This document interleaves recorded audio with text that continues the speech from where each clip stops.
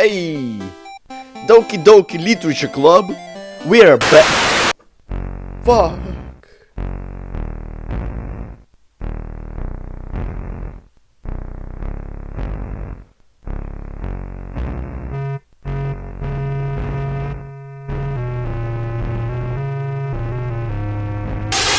Whoa, Monica. Monica, calm your teeth down, lady. Just for a second, I need to do my intro. Holy shit, Sayori. Looking good tonight, girl. What is up, Mama Jumbo Spazzes here, and welcome to Just Monica. And Just Monica is a fan game made by some dude from Game Jolt. I'm appreciating you, dude. And we are here to play, to be scared, to pee our pants and cry like a baby. Let's go. Wow. That was Sayori. My bad. I love Yuri. Ugh. This is unnamed high school sure is eventful near the end of the June. Our classes are almost done, but all our quizzes are finished. Now all the seniors need to do is catch up on any classwork and finish up their capstones. What is capstones? Of course, sadly I'm a 1 out of 50 of the students that hasn't finished up with my capstone yet. And mine is creating successful club. I was tasked to jot down a few key aspects to create a successful club. And in order for me to do that, I have an interview to all of the clubs in my school, just to get perspective. So far, I've interviewed the gaming club, the music club, the astronomy club, and the art club. But there is the only one I haven't interviewed that's been the most rejected out of all of them. It's called the Literature Club. Yes, Literature Club. According to its description, it's supposed to help you expand your writing skills and reach levels of creativity that you've never even touched upon. But to be honest, it doesn't sound all bad. How bad can it be? I mean, writing is an essential skill that provides how much your intellect has grown. And I guess that's why most people don't join the club. But today, I'm willing to interview the club and its members despite its current condition. I brought it back with special equipment just in case, just a knife and some manga. I met and chatted with the club's president for a while, and she's given me an open time slot for when classes are done. Now I'm right outside the room where the club is supposed to take place. It should be opening at any moment now. Hold on. Wait, what was Monica's? Give me just a minute. ... Alright, you can come in now. I tightly clutch my clipboard, slowly open the door and walk inside. Oh wow. So far everything seems pretty lax. There are about 3 other members here. The first one is reading a book with a flashy cover art on it, while on the second one is reading a book with the white black cover on it. Sayori Natsuki, my girls, and the third one is busy writing something. The last one, which is the club leader, notices me, then slowly gets up from her desk, pushes in the chair, and begins running straight towards me. Oh boy, my bae, Monica. Oh, hello there. Sorry I wasn't expecting for you to turn up so soon. It's okay, Monica. It took quite a while for me to get here anyway. So did you tell everyone that I was going to interview them? Why, yes I did. And they are already really eager to give you some tidbits on how our club operates. Now everyone, please come over here to meet our interviewer. As soon as Monica says this, all 3 girls immediately stop what they are doing and walk over to Monica standing. That's creepy. At the same time, that's really creepy. To start, this is our horror expert, Yuri. Hi. Welcome to our club. Yuri shyly looks away from me. That reaction alone just makes me feel like I'm on my very own love cruise. Oh, next up, here's our expert sweet maker, Natsuki. Monica! This is the interviewer you were talking about? Another guy? Another? Hey, what's with the guys in this class? She sounds like kinda British. Seriously? Why do we always get the worst of everything? Well, she looks like an average everyday tsundere. But I guess I should take back that comment.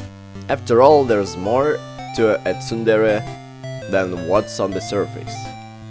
Dot dot dot. And of course, this is our vice president, Sayuri. Hello, it's nice to meet you. Well guys, it looks like we've hit ourselves a grand slam. Because this club is full of incredibly cute girls, hell yeah! That's what every fucking boy tell himself when he gets here. And like, this is the top. And after this point, it's gonna be fucking down. And the best part is, I'll be interviewing all of them. With my though they don't look like they're happy about it. Ah, okay everyone. Just to recap, we'll be getting interviewed by this baffling stranger. Am I a stranger? I'm learning with you. He wants to know all the pros and cons to creating a successful club, so that he'll be able to start one in the college someday. After all, it's never too late to start working on what you're passionate about.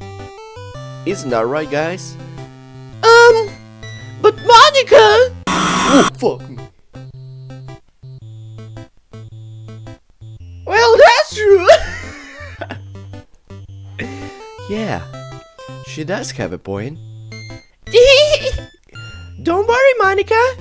We'll be sure to teach him all the stuff we know about starting a successful club, even though we've never had any actual experience before. That's great! Now it's time for you to Superior to choose which one of us he wants to interview first. Of course, if you like, you can always choose me first. After all, I am the president of this fucking club, mate! No! You're the club president!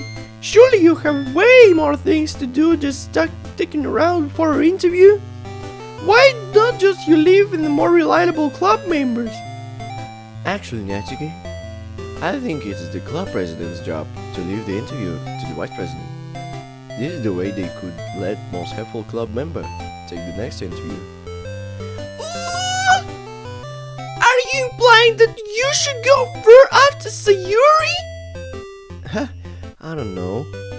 But what about you? Aren't you implying that you're the most reliable member in this club? And not just a horrible burden to Monica's side? Yuri! That was loud. Alright, guys. Alright, guys. Take it easy. So Yuri comes between Natsuki and Yuri and puts her hands on their shoulders. The tension between them eases up a little. It doesn't matter who plays that role, or who's the most reliable of us. The point is, no matter what choice he makes, you'll always get a chance later. ... You're right. I'm so sorry, Yuri. It's just... Nah, actually, it was my fault. I just had this really weird feeling coming over all of a sudden, so it's my fault. I'm really sorry. So you must have some experience dealing with their arguments before. Seeing this exchange of feeling is kinda refreshing. Well then, now that you guys have made up, Monica. Oh shit, dude. Hey Monica, are you alright, Monica? Oh, yeah, I am. I was just thinking to myself, what a wonderful world. It's not a big deal. Oh, well, anyway. You were saying something about choices, right? Oh yeah. So, Mr. High Caliber. What? What the fuck? Is there anyone you'd like to interview first? If so, then who do you think it should be? With those words, I finally opened my mouth and reply. Well, I choose... What was here? Monika, Natsuki, Yuri. Where's Sayori? I guess it's gonna be a Monika, but I'll go to my base, Yuri. Yuri! Huh? Me? Oh, you chose to interview Yuri first. Well, I guess that's to be expected. After all, she's very intelligent. And quite mature and experienced, I might add. Flustered Yuri begins to fiddle with her hair. Her face begins to shine bright red. Monika, please stop it. Please stop it, Monika. Please stop it, Monika. Well, I guess that's fair. Seriously? Why won't you play with me instead? You know, when you're done interviewing Yuri, you can always confront one of us next. You can confront me or Monika and Sayori. Actually, I can. I still need to finish up a rough draft I was writing for another club. So it's alright with you guys. Can you just fill up some time for me, please? Fine, I will. Just don't take too long or we'll just skip over you. Don't worry. I promise I won't be long. Alright, Sayori walks over to her desk and continues writing where she left off in her poem. Her cheerful expression suddenly shifts to intense focus mode. She must be putting in lots of effort in her own poem if she's that focused. Alright everyone, since it looks like we have most of the work cut out for us anyway, Natsuki, can you head over to the kitchen? I'll be helping you make some cupcakes for all of us. Yeah, sure, Monika. I'll go and get the ingredients. Natsuki tries to run for the door, but she ends up getting tangled between some of the desks. Her skirt gets caught between some of the chairs, but she eventually manages to break free. Whoa, whoa. She then walks out the door as if nothing ever happened. Don't worry, I'll catch up with you. Now Yuri, please try not to confuse our guest. Keep things simple for him. If anything, keep it a lighter tone than usual. You don't know what I mean by that, right? Yeah, don't worry, Monika. I'll try not to bask in pleasure-soaked limbs. Whoa. Girl, wait, what did I say there? Alright, Ian. Have fun, you two. Oh yeah, we will. That's what I said. Thanks, Monika. And within seconds, Monika quietly leaves the room, leaving the two of us alone. Huh. Yes, those two are finally gone. And Sayori is distracted. Now, it's just us.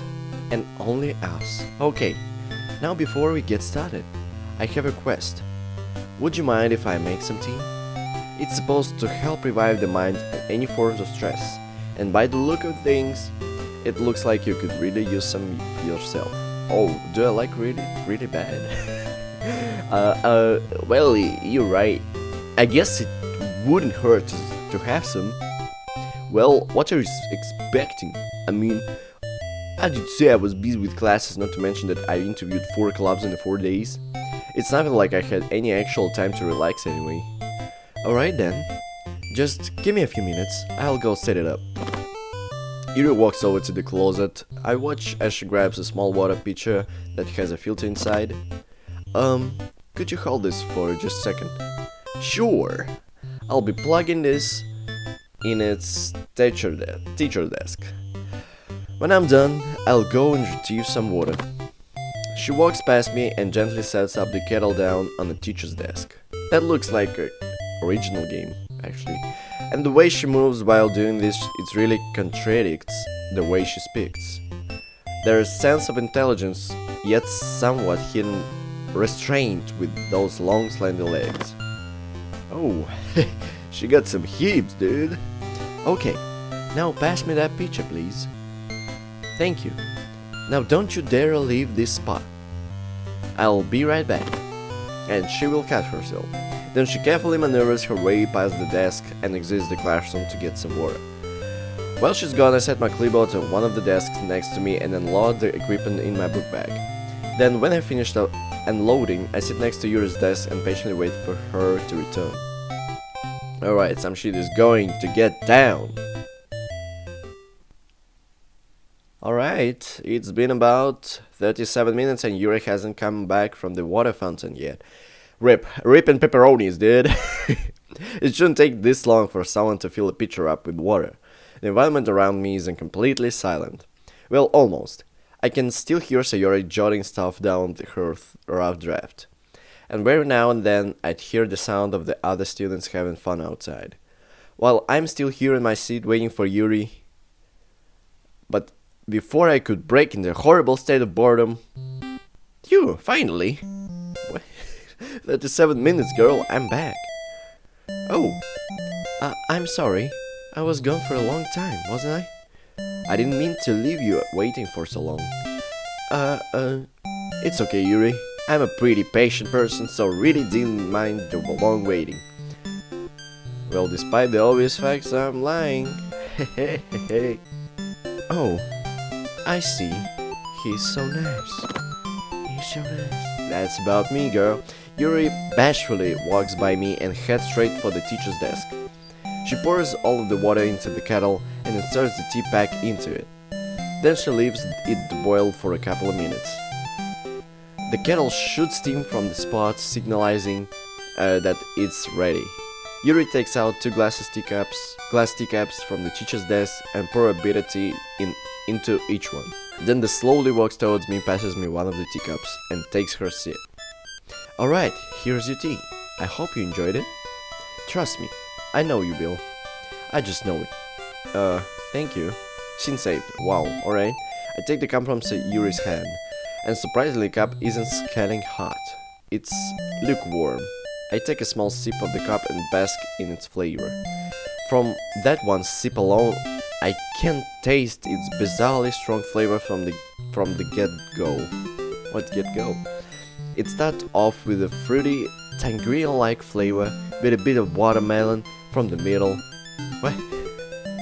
But when it gets to the aftertaste, it got the weird metallic flavor for it. Oh, is it blood? In fact, it actually tastes heated iron. Suddenly, my face intensifies recoils in disgust. What's with the expression? Is there something wrong with it? Well, actually yes, there it is. Look, it's just the aftertaste. I know that before this tastes like tangerine mixed with watermelon, but why would it taste like melted iron afterwards?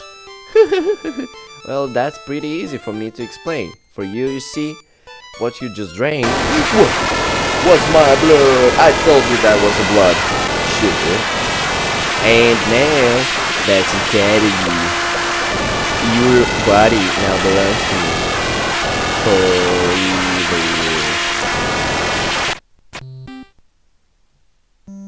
I take the cup from Yuri's hand, and surprisingly, the cup isn't scalding hot. It's nice and cold. Take a small sip from the cup and bask in its flavor. From that one sip alone, I can taste its amazingly strong flavor from get-go. It starts with the fruity, tangerine-like flavor with a bit of watermelon in the middle, and that aftertaste is the warm, pleasing flavor chumali. It kinda makes you feel like you're in front of an emotional fireplace. So what do you think? Does it taste good? Good? This is more than just good. But it's even better than my own imagination. It's just so refreshing. Thank you, Yuri. Why are you welcome? It looks like Yuri can handle the compliments. She's shyly looking away from me with her hands hiding behind her back. Maybe it's better to just leave it at that. Now I take the clipboard from the next to me and slip a piece of paper into it. I open my special bag, take out the guidebook on psychology and open it in the section on creativity. Yuri seems like she's the creative type, not to mention that Monica said she's pretty experienced. But I want to see how far can I skip that, sorry. I want to test Yuri by having her discuss the book she was reading moments ago. I think maybe that book is the key and inadvertently getting the tools I need to make a successful club. I don't know how long this game is, so I will just wrap the first episode here. It's gonna be like 2 series or 3 series, because I don't think it's gonna be like this long. And by now I think that all 3 girls are controlled by Monica, and they're like puppets. And I don't know with the flashbacks, like when you get to some freaked out spooky scene and it's rewinding back to the normal state, that's kind of creepy. But anyways, don't forget to smash the like button, leave a comment down below, and ding the notification bell, and subscribe, of course, just subscribe. And I'll see you all in the next video. Bye.